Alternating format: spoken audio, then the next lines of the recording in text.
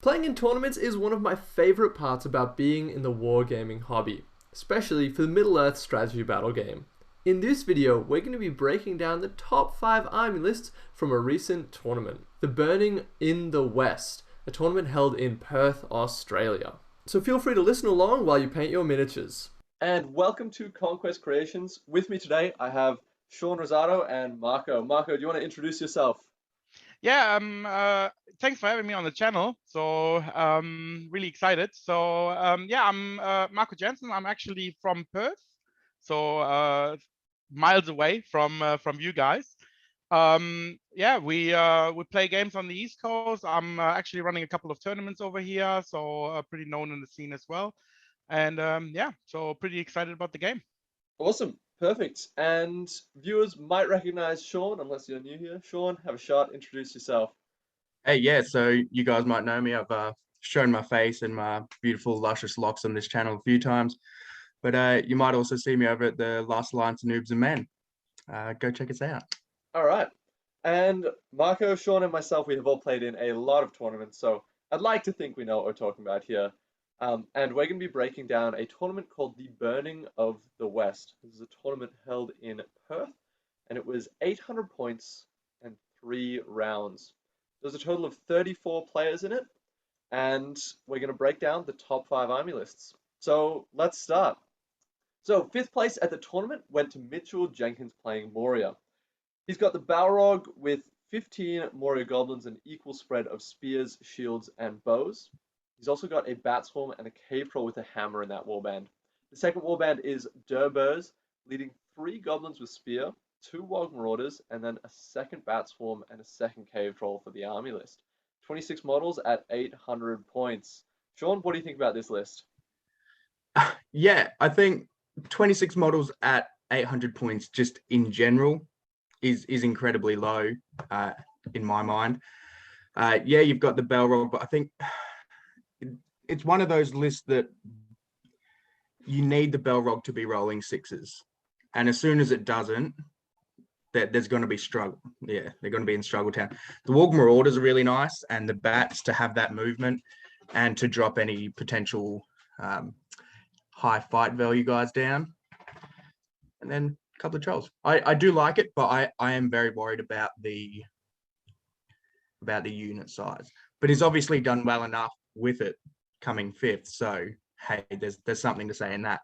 Absolutely. Marco, what did you think about this list? Did you get to come up against it in this tournament? Unfortunately, I did not, but I actually went up against another Moria list. But this list, I agree, actually, it's actually really low on model count. However, the Balrog actually has that fearless effect, basically. So you really need to get rid of him to actually even get rid of the goblins. So in late game, that's actually really, really important. I know that all too well. Yeah, Thanks, Jacob. I have to say that the player Mitchell is actually was his first tournament, actually coming in 5th with that list. Oh. I was really impressive. Yeah. And I mean, it does have several threats, which really is. It's not actually something you just blow off the table. I think you might struggle with shooting, because obviously that gets rid of your numbers, but you still need to take care of a Balrog and 2 Cave Trolls when you come into combat, and your heroes slingshotting around and stuff like that. You then have the bats, in combination with the Cave Trolls. It's not something to just basically blow off the table easily. So I know, I agree, it's a low model count if you actually have someone that actually approaches it right, but for the scenarios that we played, I think it was not too bad. So it was actually working out well. Yeah, this is actually really similar. So this is really similar to an army list that I played a lot, that I came second place at Ardor Unleashed with a few years back, where I had almost the same first warband, but my second warband, instead I went for Groblog and a captain and then more goblins. So very similar list, but I swapped out one of the Cave Trolls and Bat Swarms just for more goblins and an extra hero. I didn't have the Wog Marauders either, so I had a bit higher numbers, but it's very similar. And that Bat Swarm Cave Troll combination is so powerful because the Cave Trolls fight 6, So no matter what, if the bat swarm is helping out the cave troll, it will be higher fight than everything else because the bat swarm, of course, halves the enemy fight. So even if they fight 10, they go down to 5 Yeah. and the cave troll beats it. So this list is perfect at taking down heroes and really nullifying them because it can just stop all of their high fight stuff. Yeah, One thing that definitely. I did want to Yeah. mention as well, this list came fifth, and it's a Moria list, and we're doing the top 5, but I do want to have a look at the sixth list, which is Moria, but of a totally different build. It's Moria, but instead of having 26 models, we've got 54 models, so double, and it's just the Balrog, captains, and warriors. What do you guys think? Is the best way to play Moria this horde or the specialized monster list? I think if you go with the specialized monster list or the list that came fifth, I think it definitely comes down to pilot then, who's piloting the army. I agree. This one here that Greg's running, it's one of those Moria lists that I feel like you could give to a new player and say, here's a horde of models, you've got weight of numbers, weight of dice, have fun. I love the inclusion of the goblin drum. I'm a big fan of that. And it's depth of Moria, so that's a board wide drum as well, if I'm not mistaken. Yes, Yes, this that's is a correct. Legion. Yeah. It's a Legion. Yeah. I feel like this is probably the way I would approach Moria. Maybe I would drop a couple of models to bring in at least one bat and troll combo, because that, as Jacob said, is just incredible. You throw that into any hero and you say, too bad, I've won this. Yeah, the Yeah. issue is if you run the Legion, you're actually missing out on all these little tricks and gimmicks, you know. So basically, it's a Balrog centerpiece, and just keep as many goblins on the table as possible to buy you time list. Basically, it's a really good legendary Legion. It's very solid. So the board wide drum is amazing. I mean, at 54 models, having basically a reroll on all your combats is absolutely phenomenal. But you're missing out on a lot of gimmicks. But I agree with you 100%. It's actually a list that you can probably pilot and actually have more forgiving. You're actually more forgiving on the list, basically. So you actually lose something here, something there. You make a mistake here. It doesn't really matter as much. Yeah. I think the 26 model list is really more tricky, and you actually need to pilot it well to actually not lose your models. And Greg is any model loss in that one is going to feel huge. yes, Yeah. And yeah, we all know Even a that's small right. goblin. it's easy to kill goblins as well. Yeah. That's right. So I mean, yeah, you still have the threats, but I mean, yeah, this list is really easy. I mean, Greg is still a good player, but I mean, it is a list that is easier to play than the other list, I feel. Yeah, So I think it's more straightforward to play, but I think it's maybe, I think its potential is lower. I think when you're playing these bat swarms cave trolls, it's the amount of damage you can do is uncapped. Whereas when you just have a horde, you're a bit more limited in your options. You don't have as much nuance in how you can approach a game. yeah, Yeah, your damage it's output swinging. is lower. Yeah. You have no damage. Your damage output comes from constant having like a couple of combats here and there that you win, kind of scenario where you actually like taking models off the board very slowly. The goblins really have one purpose here. That's actually the captains are giving might to the Balrog so that he can move where he wants to go, and the goblins are just there to buy basically as much time so that the Balrog can actually make or do what the Yeah. Balrog does.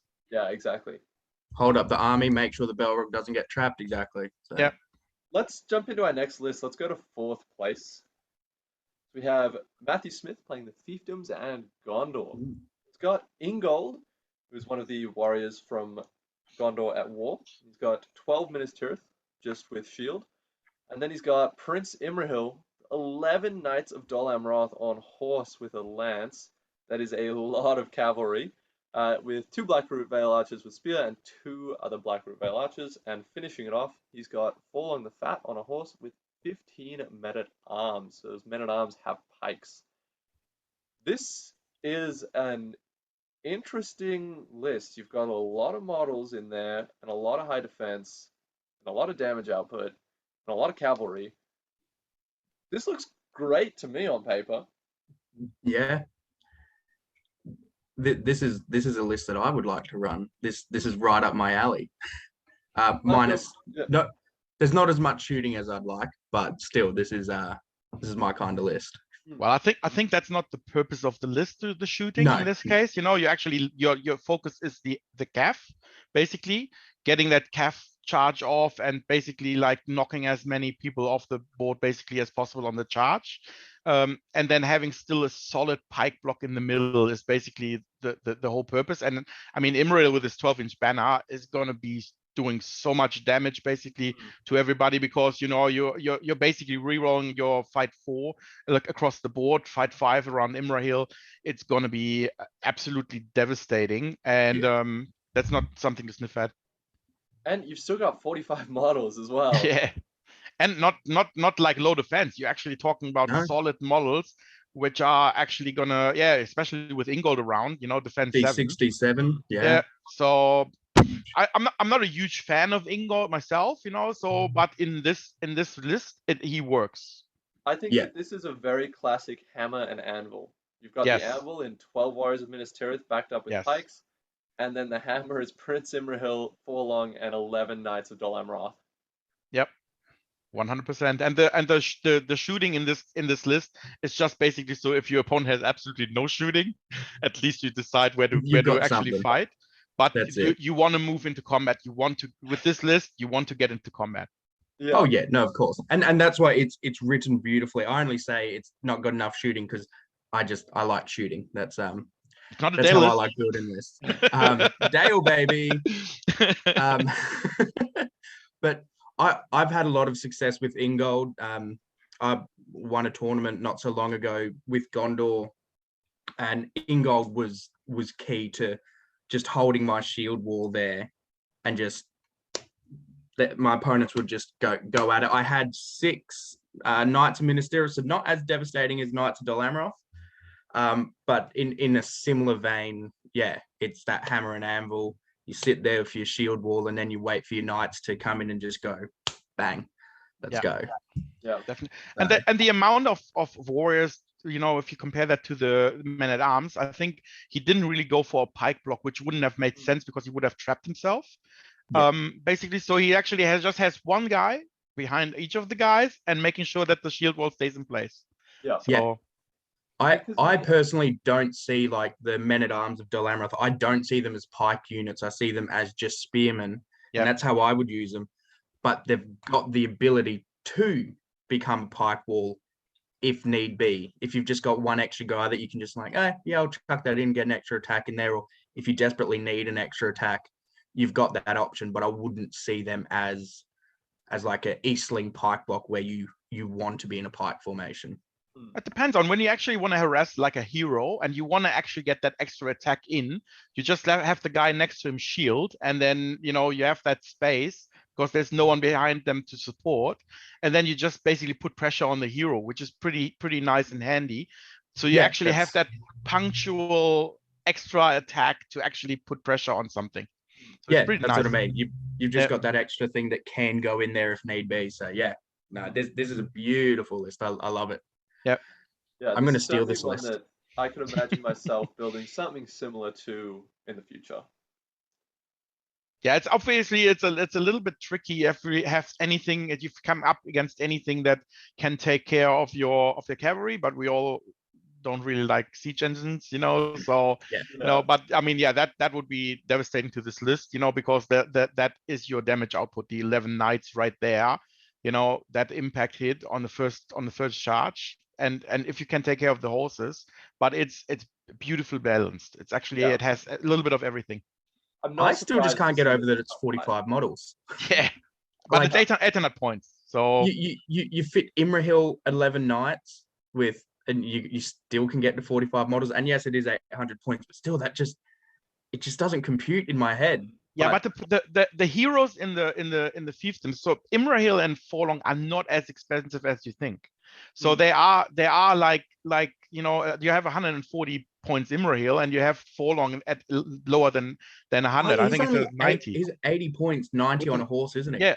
So that's actually it. They're not as expensive as you think. So that actually and Ingold's gets you a lot of troops. Yeah, that's a good point.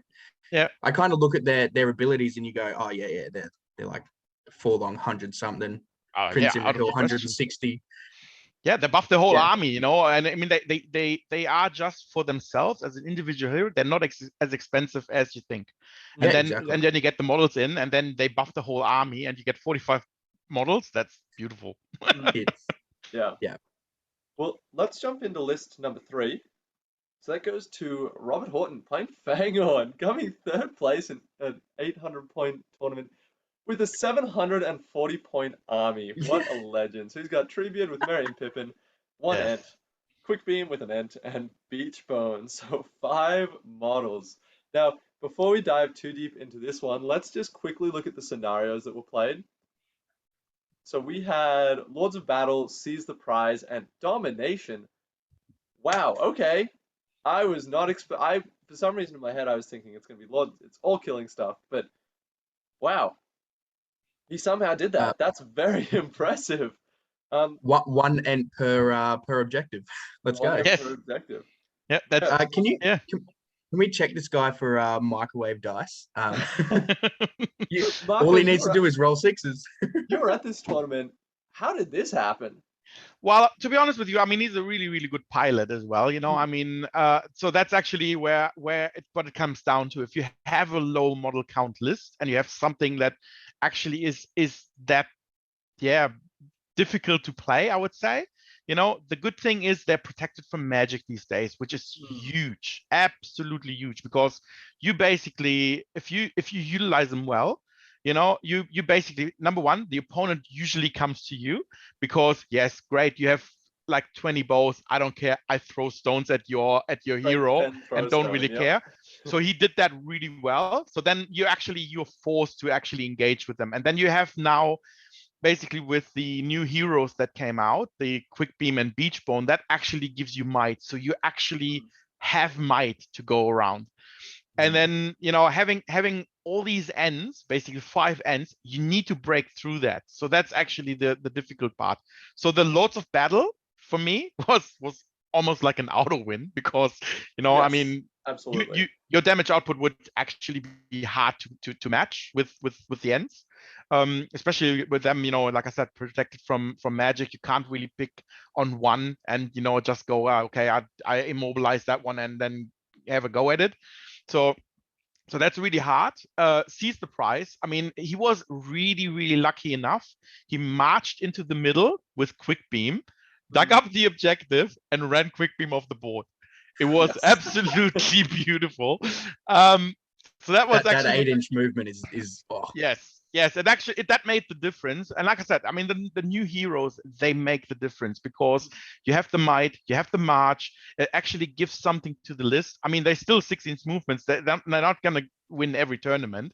They're actually limited by the scenario, but they are a beautiful list to play. And then domination, you just basically focus on 3 objectives and just make sure that, you know, you late game spread out your troops, hold the middle, get a little bit, you know, damage output done, and then split up, because it's really hard to actually still kill an end that is Yeah. actually standing on an objective. So Yeah, absolutely.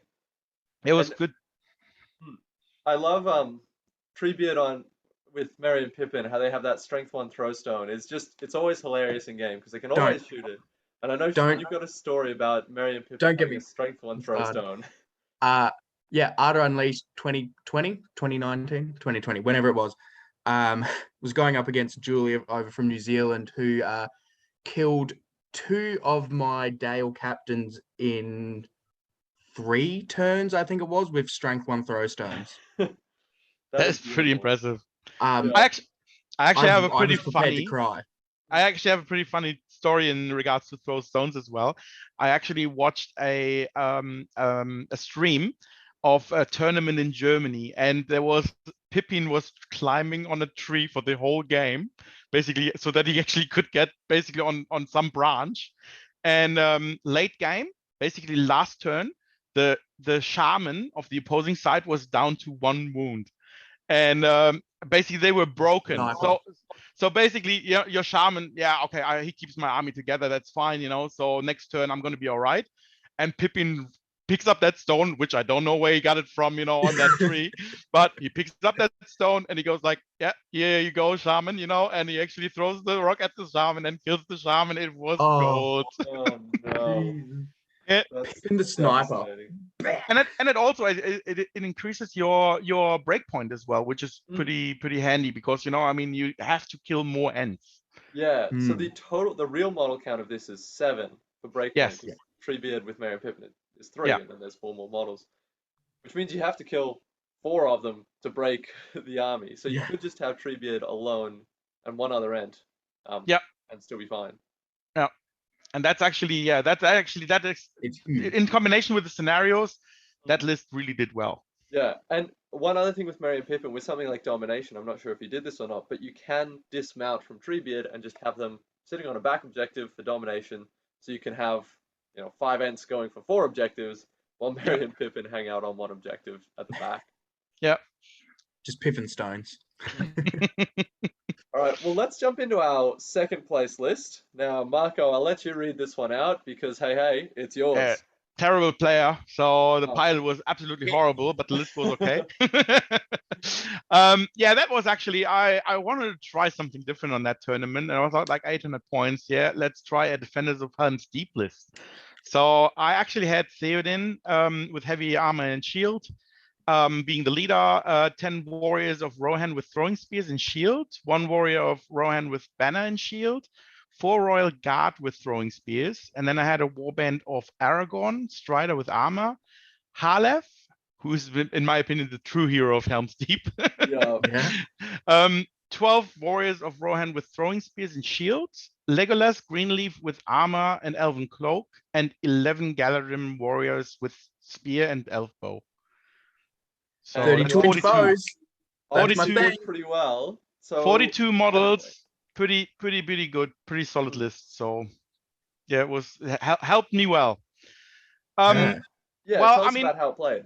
Yeah, Lords of Battle was pretty much very good because with the shooting I could basically get the opponent to me and got already ahead. And then, you have all these beautiful throwing spears. So you basically then play an avoidance game. So, and it just worked out well. I just got ahead on the points, then, you send Aragorn and Theoden to work. Legolas takes a couple of pock shots from the back, and yeah, it was actually working out well. So the second game was tricky. That actually was one of the coolest games I've actually had in years. I played Middle Earth, so a really good player as well over here, and he played a Mordor list, and he had like Morgul knights in there. He had like all Moranon orcs, all three wraith in the list. Oh, wow. and Kadush. So I was like, wow, my heroes are absolutely not doing anything. So they're basically dead. But it actually turned out pretty interesting. So it was a grind, basically in the middle. He took the objective in the second turn, actually, with the Morgul Knights coming up fourth, took the objective and held the objective for the entire game behind his lines. That's a tough play to win. Yeah, and my entire army was basically just going for Moranon orcs, and I slowly got him to a point where I almost broke him because Halef just increases all the fight values. The elves were on the side. They were actually giving me fight value on the sides as well. The spears for support were absolutely helping the banner. He focused on the heroes with his wraith, which means I had no heroes against me basically. So because the wraith were busy with everybody else. And yeah, it was really it was an uphill battle the entire time. And then the time was up last turn. Basically, I broke the army. My army was okay, but he killed Theoden. And then in the last turn, Legolas takes this beautiful shot at the guy that held the objective, kills the guy with the objective. It drops. Basically, that means no one actually has it, and the Witch King jumps in onto a regular royal, no, actually not even a royal guard, a regular warrior Rohan with a supporter and dies. Oh It no! was absolute. I mean, the last turn was. I mean, I would have won it by a little bit on without the Witch King, but the Witch King was that little bit Oh, cream on the Just a cherry on top. that Yes, is it the was joke. definitely it was. But that Oh. was a really good game. I was like, he held the objective the entire game until the last turn when Legolas just went like, oh, I take my 2+ shot through the entire battle line basically because I can't see him, and I was like, yep, okay, no worries, and I took him down. I mean, that was it was heartbreaking for Matt, but it was an absolute amazing game. That is. There's nothing I love more than a Brilliant point of clutch view. bow shot. Yes. Honestly, Yeah, they're the best. Yeah, But there as was- you said, Haleth he's bonkers. Why is he so good? Suddenly you've got fight he's a 5 in a beast. Rohan army and fight 4 regular troops. Sorry, why? And No, fight what? 7 Aragon. Yep. Oh, Yeah, he is he crazy. is a beast. I mean, he is absolutely beautiful. I mean, I actually loved him through the entire tournament. 20 points for what he does is amazing. And then, I mean, when it actually mattered, that throwing in that little bit of defense, that heroic defense, that once a game was absolutely devastating. And he gets 2 attacks next to Aragon, which I mean, 20 points. It's actually, it's mind blowing. Actually, or is it 30? Actually, it Did might you be find 30. he died often? Were people targeting him? Um, my opponent was trying, but I mean, I ran him next to Aragon, so it's actually really hard to target him by himself. Yeah. Good luck. Plus you have usually a royal guard basically behind him, basically supporting, which gets him to fight 5, 2 attacks. So it's really hard to crack. It's actually not something, and he has 2 wounds to fate. So it's actually he's actually great. I mean, like I said, I mean, he did probably in some of the games he did more damage than Aragon. Yeah. Because Aragon was so just good. basically taking the immobilizers for himself, and Halef went like, okay, yeah, I actually kill a couple of troops, that's fine, and I make everybody else better. Yeah. Yeah.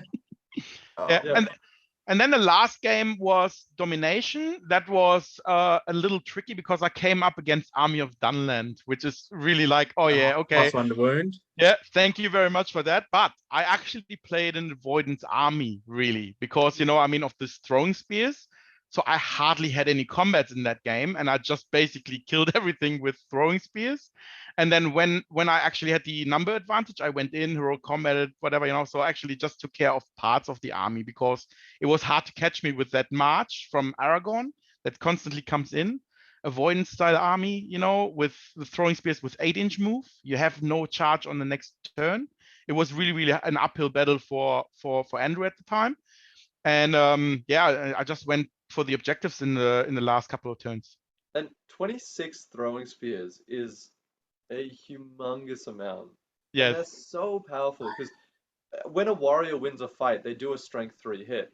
But if you hit with a throwing spear, you also do a strength 3 hit. Yeah. The difference is in a fight, there's a chance that you die, but with a throwing spear, you're safe. So it's like, if you hit, it's just as good as winning the fight, but there was 0 risk to yourself. Same with the Elven Bows, same thing applies there. So I would be terrified going up against this list.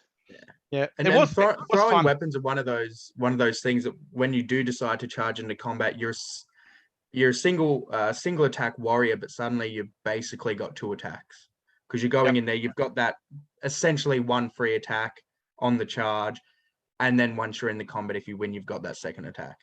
So, you take them. You always take them, and that's shit scary. And you've got fight 5 in there because you've got a Galadrim warrior with spear backing you up. So it's great, and still 42 models. It's actually and I have four heroes in that list. Yeah. And not like low heroes, and still 42 models. It's actually really solid great. heroes. Yeah. And that free might per turn really lets you play avoidance super well because you can call a heroic move every turn and it doesn't cost you anything. So you can just keep backing up. And if your opponent wants to come and get you, they're going to be churning through their resources really quickly, and it's all free for you. Exactly. And I mean, for the most part, you don't need to, because for me, it's a little bit tricky with the throwing spears. I'm not sure if it's a good thing that they are still 8 inches when you're on foot. I think it would have been better probably for the game if they were just 8 inches when you're on a horse, because you just get that extra range. It's a little tricky, because the thing is that if you have Aragorn and you have throwing spears, you don't need to be in charge range. You don't even need to call a move. You call a Yeah. march. You just walk away and just basically set up so that you can throw 2 lines of throwing spears, and you still can't charge me next turn. Yeah, that's true. I'm glad I have not played against this many throwing spears before. Yeah, All it's right. not fun Yeah. for the No, opponent.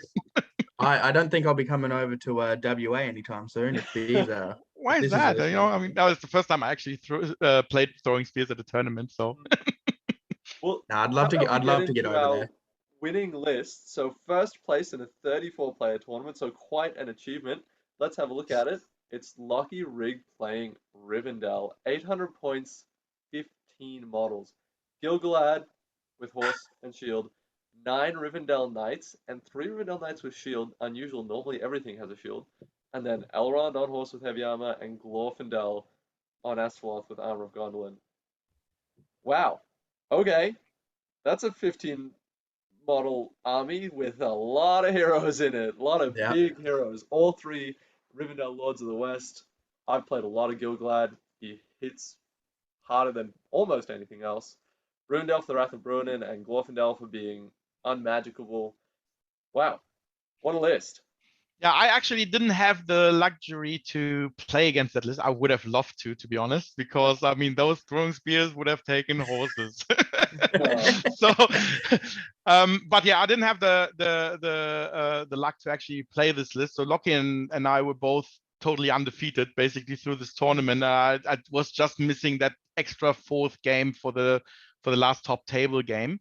yeah. But I mean, yeah, that list is strong. It's actually like Gilgalad, Elrond, Glorfindel. You actually chew through everything basically, and Elrond can still, hold up a couple of troops with this little Wrath of the Bruinen trick on the side. It's yeah, really hard. I'm glad Wrath of Bruinen's not 6 inches anymore, because my God, Hmm. those are some crazy days. Um, I'm sick and tired of Rivendell Knights. I just want to put it out there. Dealing with Josh Coleman and his Riv Knights back in the day, and then just recently going up against them again. Like, they're such a good army that I love to hate them, and I hate to love them. One thing Like, I really want to talk about here is there's no banner.